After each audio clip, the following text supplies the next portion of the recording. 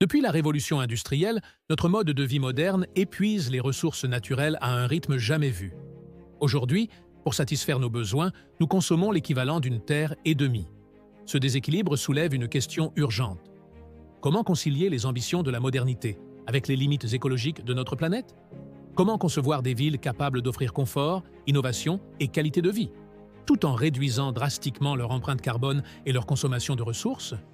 Au XXe siècle, Le Corbusier théorise une ville fonctionnelle, divisée selon les grands besoins humains: habiter, travailler, circuler, se divertir.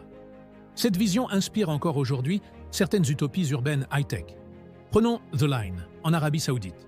Une ville linéaire de 170 km, sans voiture, sans rue, entièrement alimentée par l'intelligence artificielle et les énergies renouvelables.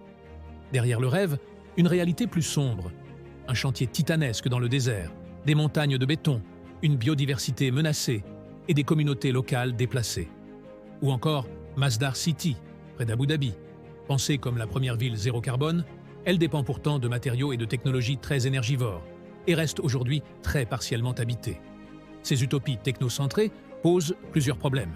Elles uniformisent les paysages urbains, mobilisent des budgets colossaux, génèrent une lourde empreinte écologique et peuvent renforcer les inégalités sociales, en créant des enclaves réservées à une minorité privilégiée. Une modernité sans ancrage local ni conscience écologique devient vite une machine dévoreuse de ressources. Heureusement, des exemples concrets montrent qu'une autre voie est possible.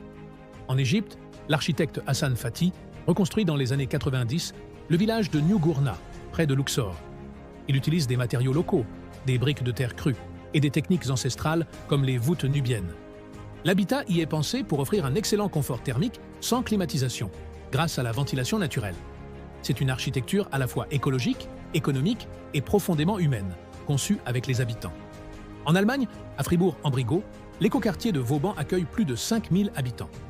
Les bâtiments y respectent les normes passives, avec une très faible consommation d'énergie. Le quartier est alimenté par des sources renouvelables, comme le solaire et la cogénération. La voiture y est presque absente. Les déplacements se font à pied, à vélo ou en tramway. Surtout, les habitants participent à la gestion de leur cadre de vie. Vauban, c'est une ville sobre, démocratique et agréable à vivre. La ville de demain ne sera pas une utopie hors sol. Elle sera hybride, plus dense, mais agréable à vivre. Plus technologique, mais sobre. Plus locale, mais connectée au monde. En nous appuyant sur les savoir-faire vernaculaires, les matériaux biosourcés et les innovations adaptées, nous pouvons construire des villes vraiment modernes, c'est-à-dire durables, inclusives et respectueuses de notre planète.